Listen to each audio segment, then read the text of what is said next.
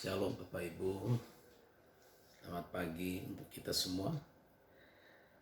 Pagi hari ini kita bersama-sama akan melihat firman Tuhan di dalam Ayub pasalnya yang pertama. Ayub pasal yang pertama, ayatnya yang ke-7 dan ayatnya yang ke-8. Demikian firman Tuhan, maka bertanyalah Tuhan kepada iblis, dari manakah engkau? Lalu iblis berkata, lalu jawab iblis kepada Tuhan, dari perjalanan mengelilingi dan menjelajahi bumi. Ayat 8, lalu bertanyalah Tuhan kepada iblis, apakah engkau memperhatikan hambaku Ayub? Sebab tiada seorang pun di bumi seperti dia, yang demikian saleh dan jujur, yang takut akan Allah dan menjauhi kejahatan. Saya beri tema renungan pagi hari ini adalah Tuhan adalah perancang ujian itu. Bapak Ibu Saudara sekalian, jika Tuhan merancang ujian, tentu dengan tujuan bahwa supaya saya dan saudara bisa naik tingkat. Tuhan merancang ujian supaya saya dan saudara bisa makin kuat. Tuhan merancang ujian supaya saya dan saudara bisa menjadi sama seperti Kristus. Tetapi kalau iblis merancang ujian, dia akan memberikan kita kenyamanan. Dan kenyamanan itulah yang akan mematikan iman kita. Seperti dia katakan kepada Hawa, jikalau engkau makan buah ini, engkau tidak akan mati, engkau akan hidup. Hawa ditawarkan kenyamanan, ditawarkan kehidupan.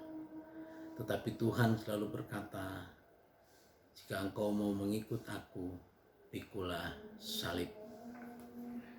Ayatnya yang ke-8 dikatakan begini, bertanyalah Tuhan kepada iblis, apakah engkau memperhatikan hambaku Ayub?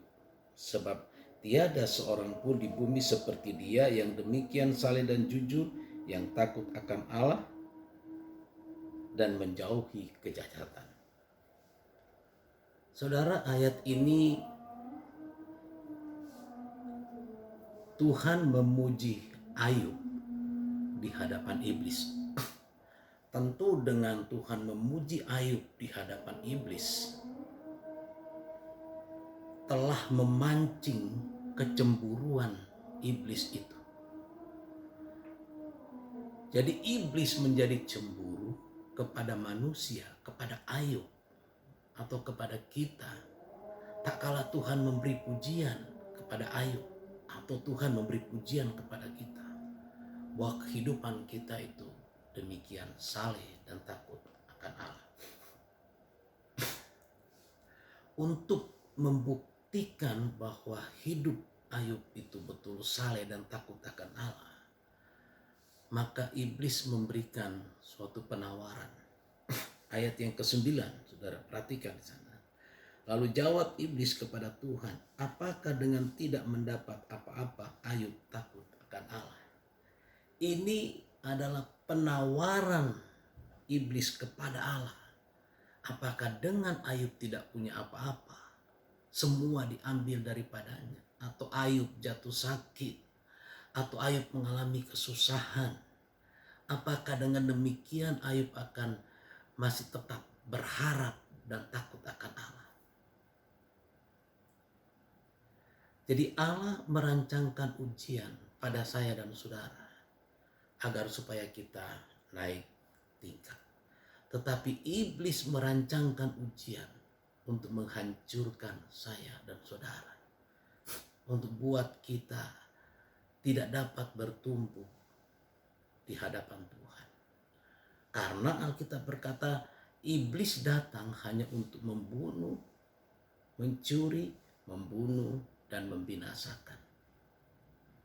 Dia tidak mau melihat saya dan saudara bertumbuh secara rohani, berkembang secara rohani, menjadi kuat secara rohani. Itulah sebabnya iblis akan mengizinkan kepada kita hal-hal yang kelihatannya nampak nyaman untuk kita. Supaya kita tidak lagi berdoa, supaya kita tidak lagi baca Alkitab. Tetapi Allah merancangkan ujian. Kelihatannya kita mengalami hidup sulit, hidup penuh pergumulan. Tapi tujuannya untuk memurnikan saya dan saudara supaya iman kita makin bertumbuh. Jika Tuhan merancang ujian, maka Tuhanlah yang bertanggung jawab akan menyelesaikannya untuk saya dan saudara. Jika Tuhan merancang ujian, Dia akan mengawal kita supaya kita dapat mengatasi, supaya kita bisa kuat dalam menghadapi ujian itu sendiri. Karena Tuhan mengasihi kita. Tuhan mau supaya hidup kita tetap bertumbuh di hadapan Tuhan.